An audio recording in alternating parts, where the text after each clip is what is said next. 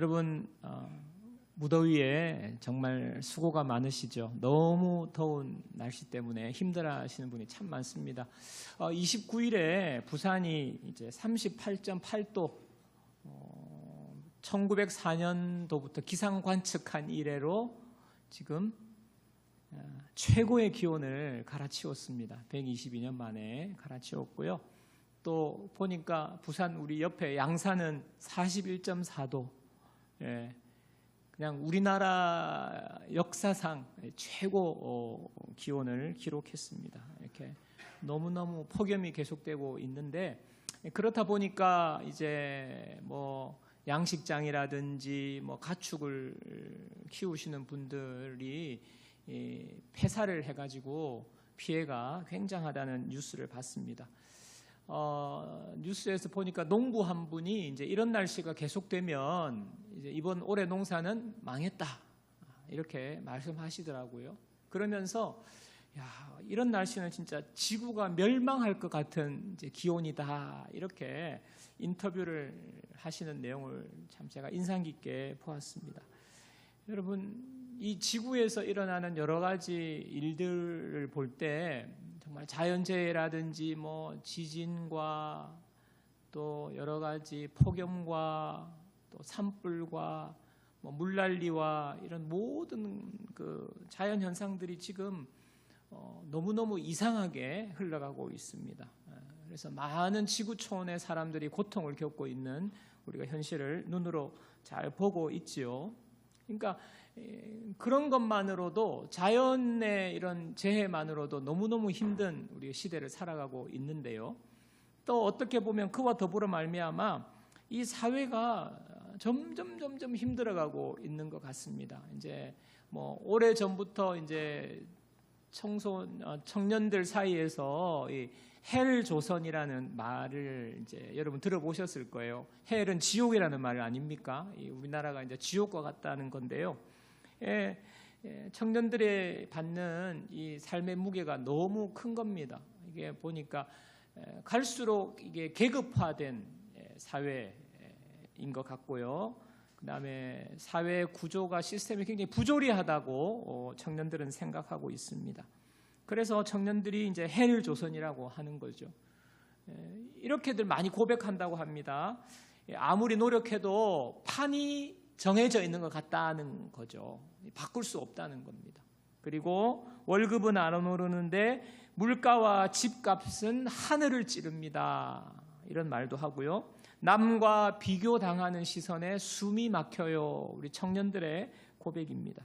그러니까 아무리 노력해도 노력만 가지고는 부모의 재력이나 사회적 지위를 넘어설 수 없다는 거죠. 암울한 현실을 표현하는 말들입니다. 뭐 저 또한 이제 청년으로 접어든 자녀가 둘 있다 보니까 참 이게 남의 일 같지 않은 거예요. 우리 아이들이 맞닥뜨릴 현실이 만만하지가 않은 겁니다. 또 뭐 청소년 지금 자녀도 고3도 있거든요. 보니까 아침부터 밤늦게까지, 뭐 중학교 때는 뭐 밤늦게까지는 아니었고 고등학교 때 가서는 이제 밤늦게 학원으로 뭐 학교로 너무너무 뭐 죽도록 공부하는 거예요. 죽도록 공부해서 죽을 것 같다는데 죽지는 않는데, 하여튼 뭐 얼마나 답답하고 힘들겠어요. 근데 공부도 잘 맞지 않다고 그러기도 하고, 그리고 이렇게 죽도록 공부를 해서 대학을 가고 사회에 나가는데 지옥이 기다리고 있는 거죠. 그러니까 우리 자녀들을 생각하면 너무 안타깝고 불쌍해요. 그냥 공부에 찌들려 사는, 그렇다고 뭐 공부가 끝나고 나면 좋은 세상이 열리는 것도 아니거든요. 너무 안타깝습니다.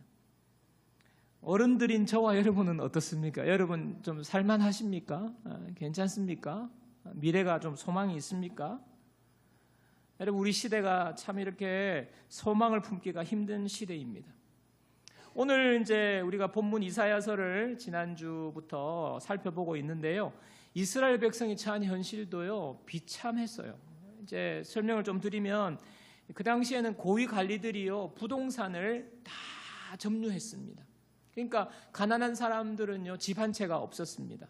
그러니까 빈부격차가 굉장히 심했고요. 사법의 정의가 무너져가지고 뇌물을 주고 재판하는 일이 비일비재했습니다. 그러니까 가난한 사람은 돈이 없기 때문에 늘 재판에서 지는 거예요. 억울한 일을 겪는 겁니다. 가난하고 힘없고 서민들이 고통당하는 세상이 바로 이사야서의 말씀이 선포되는 시대입니다. 그러니까 오늘이나 다를 바가 별로 없는 겁니다. 근데 여러분, 그때도 절망의 시대, 오늘날도 절망의 시대인데, 이 절망의 시대에 사람들이요, 절망이 깊어질수록 마음속에 자꾸 무슨 생각이 드냐 하면, 누군가가 와서 우리를 좀 구해줬으면 좋겠다, 우리를 좀 잘 살게 해주면 좋겠다, 살려주면 좋겠다, 이런 기대감이 점점 커지는 거예요. 절망이 깊어질수록 그냥 절망하고 좌절하고 그 자리에 주저앉는 것이 아니라 자꾸 소망이 더 커진다는 것을 알 수 있습니다. 자살을 시도한 사람들이, 자살 시도가 실패하고 생존한 사람들을 이렇게 연구한 그런 조사에 의하면 간단한 겁니다. 그게 뭐냐? 자기가 정말 살기 싫어서 죽으려고 자살을 했는데, 자살 시도하는 그 순간에 강력하게 자기 마음속에는 아니야, 나는 살아야 돼, 살고 싶은 강렬한 욕망이 올라오더라. 대부분이 그렇게 설문조사를 했다는 것입니다. 절망이 깊어질수록 절망의 끝자락에서 우리는요, 소망을 가지게 되는 마음이 생기는 거예요. 그리고 어떻게 보면요, 절망은 우리로 하여금 또 다른 소망의 시작이라는 것을 보여주는 것입니다. 오늘 이사야 선지자가요, 바로 이 절망의 한복판에서 참된 구원자 메시아에 대한 소망을 선포하고 있습니다. 오늘 이사야 11장 1절, 2절과 5절 말씀입니다. 한번 보십시오. 이새의 줄기에서 한 싹이 나며 그 뿌리에서 한 가지가 나서 결실할 것이요, 그의 위에 여호와의 영, 곧 지혜와 총명의 영이요, 모략과 재능의 영이요, 지식과 여호와를 경외하는 영이 강림하시리니, 공의로 그의 허리띠를 삼으며 성실로 그의 몸에 띠를 삼으리라. 이새의 줄기에서 한 싹이 났다, 한 가지가 났다. 싹과 가지는 이제 은유죠, 은유.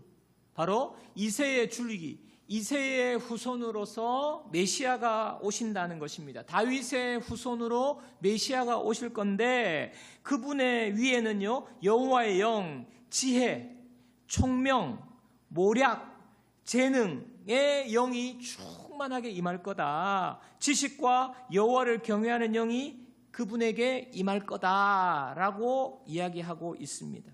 그리고 공의와 성실로 다스리는 지도자가 될 거다라고 말하고 있습니다. 바로 메시아에 대한 예언이에요.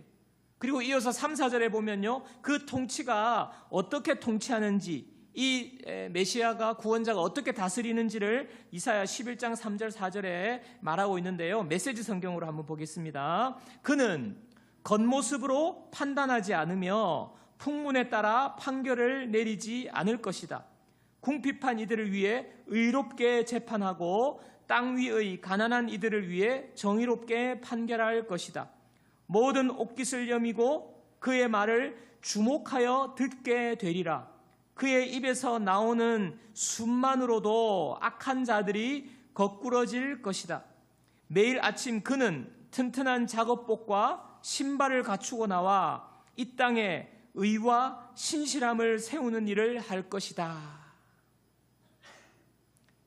이 통치자 메시아가 와서 이와 같은 다스림을 한다는 것입니다. 억울한 사람이 없게 만들어 준다는 거예요. 가난한 자들이 억울하지 않도록 공평한 세상을 만들어 주신다는 것입니다. 신실하게 통치하신다는 것입니다. 부지런하게 나라를 다스린다는 것입니다. 여러분, 한 나라의 지도자가 얼마나 중요합니까? 여러분, 우리나라도 늘 대통령을 뽑을 때는 정말 기대감을 가지고, 엄청난 기대감을 가지고 이렇게 뽑지만 시간이 지날수록 우리가 그 지도자로부터 얼마나 실망을 합니까? 역대의 대통령 중에 한 사람도 우리를 완전히 만족시킨 지도자가 없습니다. 여러분, 세상의 정치가 그래요. 세상의 어떤 시스템이 그와 같습니다. 우리에게 늘 기대감을 부풀게 하지만 실망으로 끝나는 것이 이 세상의 정치와 지도자들이. 근데 오늘 이사야가 예언한 이 통치자는요, 완벽한 공의와 사랑으로 다스리는 분이라는 겁니다. 여러분, 그분이 바로 예수 그리스도이십니다. 이 땅에 오신 예수님이십니다.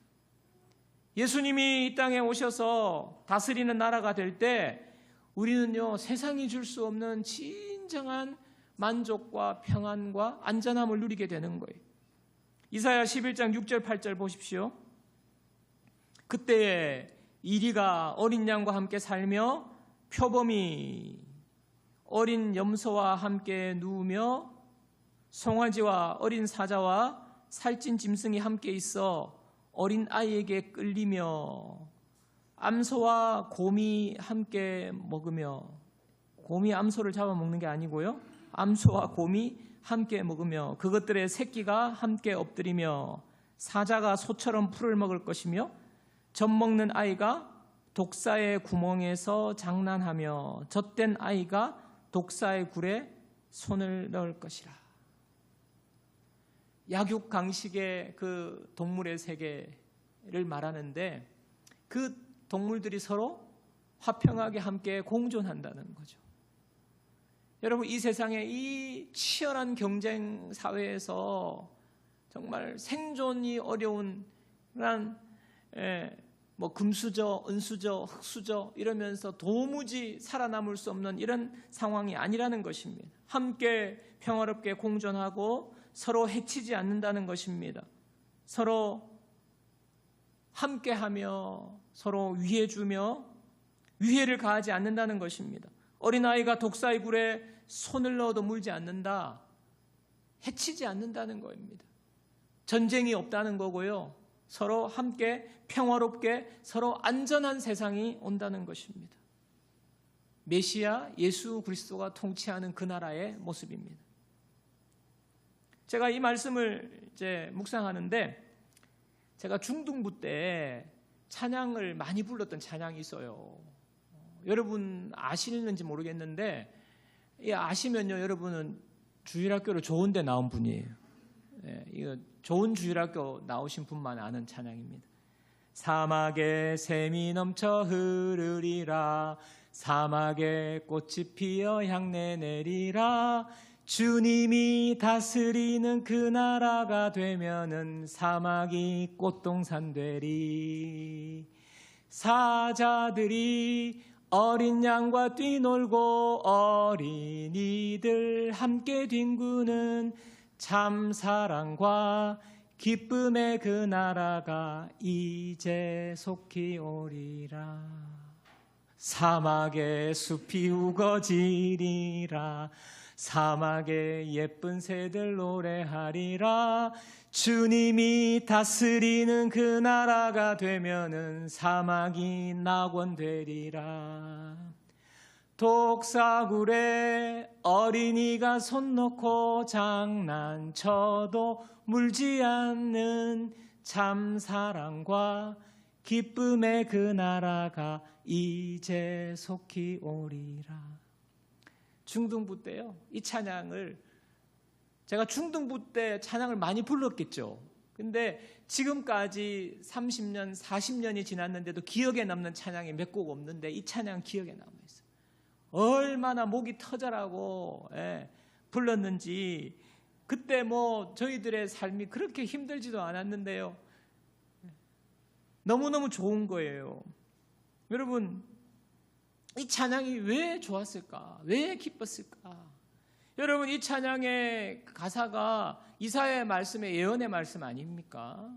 주님의 나라가 임하게 될 때, 이런 놀라운 나라가 통치가 임하게 될 때 이와 같은 일들이 일어날 것이다 하는 것인데요, 이 찬양의 가사가 말씀이에요. 예언의 말씀이에요. 메시아가 오신다는 거예요. 메시아가 오셔서 다스려 주시는 나라에 이러한 놀라운 기쁨과 참사랑의 나라가 된다는 것입니다.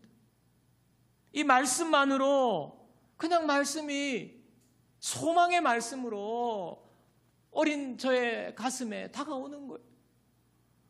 그때 사춘기라서 힘들었겠죠. 그런데 주님이 다스리는 그 나라가 되면은 그 말씀이 그냥 제 가슴에 소망으로 다가오는 것입니다. 여러분, 우리는요, 예수 믿는 것이 단순하게 이 세상에서 좀 복받고 여러분 원하시는 대로 잘 되고 돈이나 좀 많이 생기고, 여러분 그거는요, 이 세상의 삶을 전부라고 생각하는 사람밖에 생각하지 않는 사고예요. 여러분, 이 세상은 잠깐입니다. 길어야 100년입니다. 그 100년의 인생이 끝나고 나면요, 영원한 삶이 기다리고 있어요. 그러니까 이 잠깐의 삶이요, 중요하지가 않은 거예요. 그렇게 중요하지가 않은 겁니다. 이 순간 이것이 전부인 사람은요, 그저 여기서 그냥 잘 먹고 잘 사는데 목을 매는데요, 이게 전부가 아니거든요. 영원한 삶이 기다리고 있어요. 여러분, 영원한 삶을 잘 사는 게 중요하지 않겠습니까? 이 땅에서의 잠깐에. 여러분, 이 땅의 삶은요, 고달파요. 왜냐하면 이 땅의 삶이기 때문에 그래요. 죄된 사단 마귀가, 공중권세 잡은 사탄 마귀가 역사하는 세상이기 때문에 이 땅의 삶은 고달플 수밖에 없어요. 그러나 주님이 오시는 그날, 주님이 왕으로 다시 오시는 그날, 모든 사단 마귀의 권세는 멸하여지고 영원한 하나님의 나라가 시작되는 것입니다. 그 나라가 있기 때문에 우리가요, 이 세상에서 정말 믿음으로 살아갈 수 있는 건데, 그렇다고 해가지고요, 이 세상의 삶에 그냥 고난만 있는 것이 아닙니다. 여러분, 예수님께서 이 땅에 오셔가지고요, 첫 일성으로 선포하시는 말씀이 회개하라, 천국이 가까이 왔느니라 말씀하셨어요. 주님이 이 땅에 오심으로 말미암아 하나님의 나라가 온 겁니다. 도래한 겁니다. 천국이 시작된 것입니다. 그렇기 때문에 우리는요, 천국은요, 이 땅에 살다가 죽어서 이제 나중에 가는 나라, 그 나라도 가는 거 좋지만 이 나라에서도 나는 잘 먹고 잘 살기를 원해, 그런 게 아니에요. 이 땅에서부터 지금 이 시간에 우리가 예수님이 이 땅에 오셨기 때문에 예수님을 모신 사람에게는 천국이 시작되는 거예요. 삶이 바뀌지 않는다고 하더라도, 환경이 바뀌지 않았다고 하더라도 예수님이 오시면 천국이 가까이 온 것입니다. 이사야 예언이 성취되기 시작한 것입니다. 저는 목사로서요, 참 고단하고, 내가 왜 하나님 나 목사로 불렀을까? 처음에는 우와, 주님이 나를 목사로 불렀다 해가지고 너무너무 좋았는데, 막상 겪어보니까 이게 좋은 게인지 하여튼 힘들어요, 목회자의 삶이.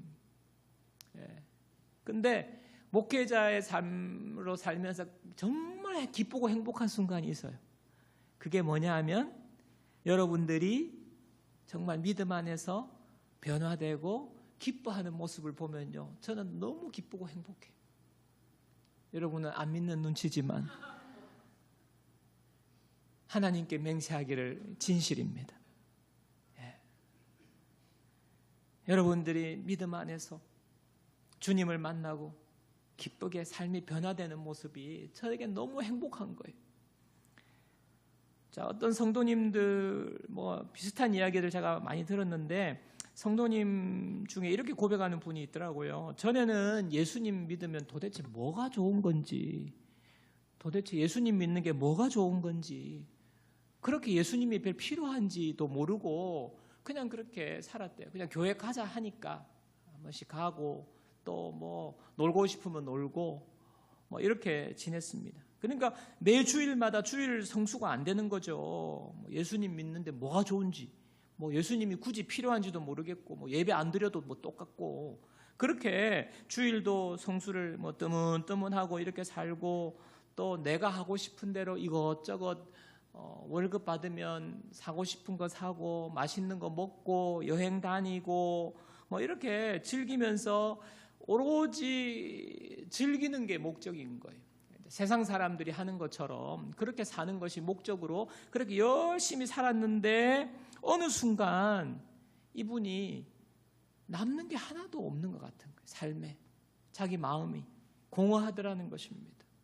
잠시 잠깐 뭐 여행을 가고 맛있는 거 먹고 즐겁게 지낼 때는 즐거운데 잠깐 이러다라는 거예요.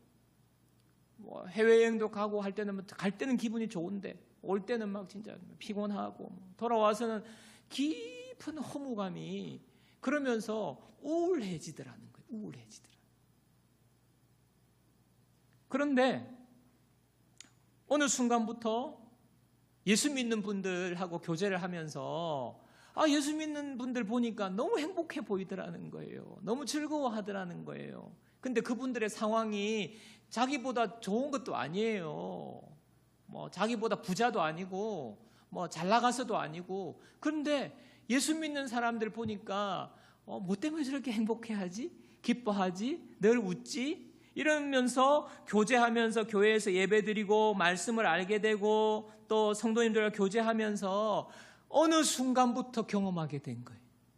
하나님이 주시는 참된 기쁨과 평안을 경험하게 된 것입니다. 만족을 경험하게 되는 것입니다. 그러면서 자기 자신에게 놀라운 변화가 생기더라는 거예요. 그게 뭐냐 하니까 본인이 변하는 거죠.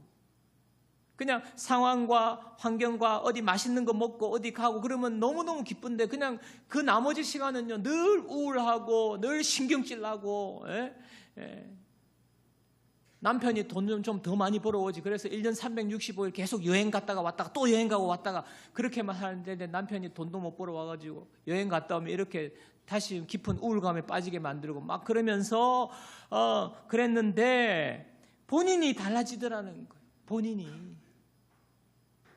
예배 드리는 것이 기쁨이고 말씀 나누는 것이 기쁨이고 그냥 성도들 간에 교제하고 수다 떠는 것이 그냥 기쁨이고 그냥 주님이 주시는 알 수 없는 기쁨을 경험하게 되는 거죠. 그러니까 기쁘니까 본인이 바뀌는 것입니다. 전에는요 마음도 늘 우울하고 말투도 신경질적이고 그냥 짜증만 이유 없는 짜증만 나고 아니면 이유 없이 그냥 우울해지고 이랬는데 본인이 기쁘고 마음에 평안이 넘치니까 달라지는 거죠. 가정에서 달라지는 것입니다. 여유가 생기는 것입니다. 남편을 바라볼 때, 아내를 바라볼 때, 자녀를 바라볼 때 마음에 여유가 있는 거죠. 여러분 변화가 일어나는 것입니다. 제가 이런 성도님의 고백을 들을 때 너무너무 행복한 것. 가정이 변화되고 지옥 같은 삶이 천국으로 바뀌는 것입니다. 여러분 어떻게 이런 일이 일어납니까? 여러분 어떻게 이런 일이 일어납니까? 그분들이 지어내는 것입니까? 아니죠. 정말 예수님을 믿고 예수님이 그 사람의 그분의 마음에 오셔가지고 그분의 마음을 다스려 주시는 거거든요. 주님이 메시아로 오셔서 예수님이 내 삶을, 예수님이 내 가정을 다스려 주시기 때문에 일어나는 일들입니다. 여러분 그래서요 하나님의 나라 천국은요 죽어서 가는 먼 미래의 그날이 아니라 오늘 이곳에 이 땅에 내 속에 임하는 하나님의 나라인 줄 믿습니다. 지금 임하는 거예요. 예수님을 주님으로 모셔드리는 나의 삶의 가정에 주님이 다스려 주시는 것입니다. 여러분 저와 여러분의 삶에 진정한 하나님의 나라가 임하기를 주님의 이름으로 축복합니다.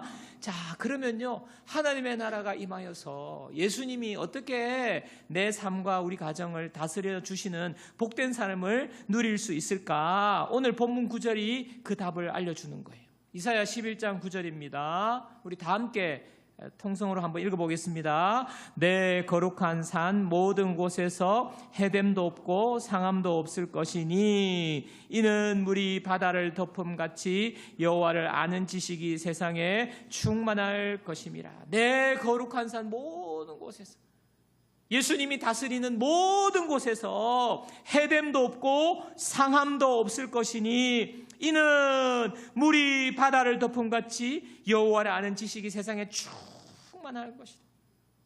예수님이 다스리시는 개인, 예수님이 다스리시는 가정, 예수님이 다스리시는 공동체, 예수님이 다스리시는 나라, 해됨도 없고 상함도 없다는 거예요.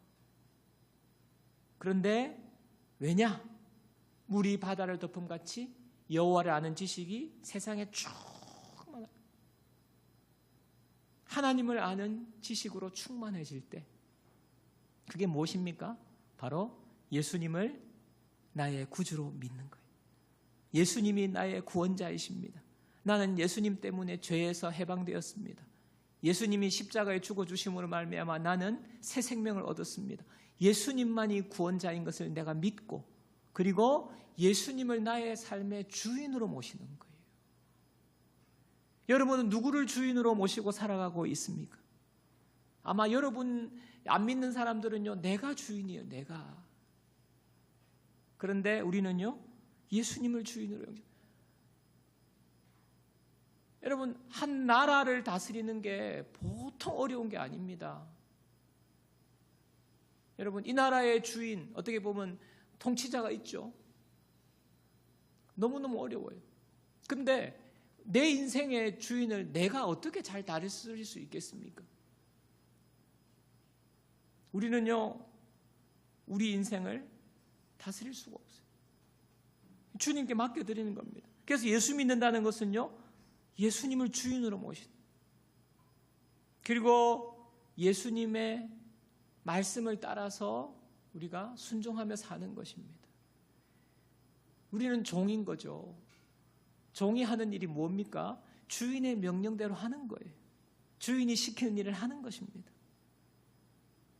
예수님은 우리를요, 놀랍게 하나님의 아름다운 나라로 통치해 주십니다. 우리의 삶을 다스려 주시는 거예요. 그러니까 우리는요, 예수님을 따라서, 예수님의 명령을 따라서 순종하며 살면 되는 것입니다. 그러기 위해서는요, 여호와를 아는 지식, 하나님을 알아야 하는 것입니다.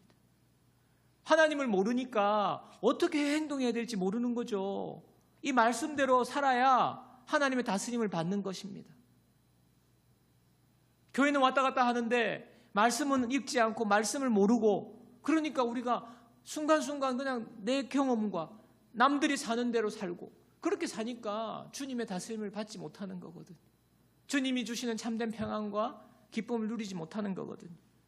그래서요, 하나님을 아는 것, 예수 믿고 나의 구주로, 나의 주인으로 모시고 하나님을 알고 하나님의 말씀을 알고 그 말씀을 따라서 순종하는 삶, 바로 주님의 다스림을 받는 삶이에요. 요한복음 17장 3절입니다. 다 같이 읽습니다. 영생은 곧 유일하신 참 하나님과 그가 보내신 자 예수 그리스도를 아는 것이니이다. 영생, 영원한 생명, 하나님의 나라, 천국은 하나님과 예수님을 아는 거라고 그랬어요. 알므로부터 시작되는 것입니다. 여러분, 하나님을 아는 지식이 없이는요, 겉으로는 믿는다고 하는데 실제로는요, 내 마음대로 사는 거예요. 내가 주인 되어 사는 거예요. 껍데기뿐이고 형식적인 신앙생활 하는 것입니다. 하나님 다스림 받을 수 없죠. 기쁨과 참된 평안이 없습니다. 여러분, 지금까지 그렇게 살아오셨잖아요. 이제는요, 주님께 우리 인생의 모든 것을 맡겨드리는 것입니다. 주님이 다스리도록, 주님 내 마음을 다스려 주십시오. 우리의 마음이요, 얼마나 요동을 치는지, 오늘도 여러분이 아침에 오실 때 어떤 기분으로 오셨는지 저는 잘 몰라요. 그러나 표정을 보면요, 썩 좋은 것 같지는 않습니다. 뭐가 그렇게 우울하세요? 뭐가 그렇게 눌리세요? 힘드시죠? 너무나 힘듭니다. 그건 우리 힘으로 감당할 수 없는 거예요. 여러분을 탓하는 것이 아니라 우리의 삶의 무게는요, 우리 힘으로 감당할 수 없어요. 근데 주님이 내 마음을 다스려 주시더라고요. 여러분 마음을 다스리고 있는 것이 지금 염려잖아요. 사람들의 말이잖아요. 너 그렇게 하면 큰일 나. 너 그렇게 해서 어떻게 살아갈래? 그 말이요, 우리 마음을 다스리고 있잖아요. 사람들의 말, 사람들의 시선, 그 다음에 눈에 보이는 환경, 또 내 앞에 문제가 내 마음을 다스리고 있으니까 막 내 마음이 요동을 치는 거예요. 잠을 못 자는 거예요. 여러분, 우리가요, 칼빈이 이런 말을 했어요. 새가 내 머리 위로 지나가는 것은 우리가 막을 수 없지만 새가 내 머리 위에 둥지를 트는 것은 막을 수 있다 그랬어요. 그런 일들이 생기고 우리를 마음을 무너뜨리는 일이 생길 수 있죠. 그걸 우리가 어떻게 막겠습니까? 그러나 그것이 둥지를 틀어서 우리의 마음을 그냥 휘어잡아서 늘 우울하게 만들고 늘 기분 나쁘게 만들고 늘 신경질적이 만들고 이렇게 하지 않게는 할 수 있다는 거예요. 어떻게 해요? 예수님이 내 마음을 다스리도록. 주님, 내 마음 다스려 주십시오. 주님, 내 마음 오시옵소서. 내 마음 지금 이렇습니다. 주님께 맡겨드리는 거예요. 여러분, 말씀을 알고 말씀으로 내 마음이 다스려지도록 하는 사람, 정말 영원한 생명, 참 기쁨과 만족과 평안을 누릴 수 있게 되는 줄 믿습니다. 제가요, 광고를 통해서 계속해서 말씀드리는 8월 말부터 우리 90일 성경 통독 세미나 여러분에게 말씀드리잖아요. 여러분, 성경 말씀을 아셔야 됩니다. 하나님과 예수 그리스도에 대해서 알아야 이것이 영생이래요. 이것이 영원한 생명이고 참 기쁨과 만족을 주는 것입니다. 이 말씀을 알아야 우리가 주님께 우리의 삶을 맡겨드릴 수 있어요. 주님이 우리를 다스릴 수가 있어요. 말씀에 순종하는 삶을 살 수가 있는 것입니다. 그럴 때 하나님의 나라가 우리 가운데 임하게 되는 거예요. 하나님이 다스려 주시는 거예요.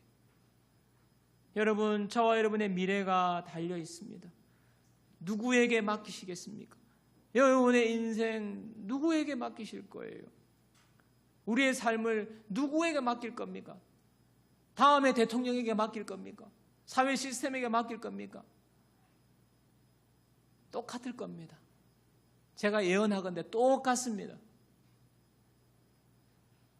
하나님이 우리의 삶을 다스려 주실 때 우리의 삶은요, 정말 하나님이 다스리는 나라, 참사랑과 기쁨의 그 나라, 사자들이 어린 양과 뛰놀고 독사굴에 손노도 물지 않는 하나님의 영원한 평안과 화평의 기쁨의 나라가 우리에게 하나님의 다스림 속에 주어질 줄 믿습니다. 자, 여러분, 말씀을 마무리하겠습니다. 여러분, 세상에 어떤 제도나 시스템이나 지도자가요, 우리에게 소망을 줄 수가 없어요. 우리의 삶의 유일한 소망은 예수 그리스도 한 분뿐입니다. 어떠한 상황 속에서도 우리를 다스려 주시는 놀라운 우리의 통치자 되신 분은 예수 그리스도 한 분밖에 없어요. 공의와 사랑으로 다스리시고요, 이 주님이 우리를 다스려 주시는 삶을 살 때에 우리의 삶은 정말 천국과 같은 삶이 될 줄로 믿습니다. 하나님의 말씀으로 하나님을 깊이 아시기를 바랍니다. 그리고 그분의 다스림을 받도록 우리가 내어드려야 되는 것입니다. 그리고요, 우리가 먼저 하나님의 다스림을 받고 이 세상이 하나님의 통치가 이루어지도록 우리가 물이 바다를 덮은 것 같이 하나님을 아는 지식이 온 땅에 넘치도록 우리가 그때가 올 것인데, 그때가 올 것을 믿는 사람이 해야 될 일이 있어요.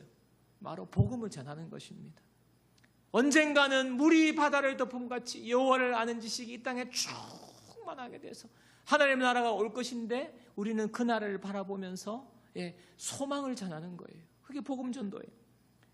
여러분, 예수전도단이라는 선교단체를 아실 건데, YM의 창시자인 로렌 커니맹 선교사님이 있는데요, 이분이 90몇 년 동안 전 세계를 돌면서 복음을 전했어요.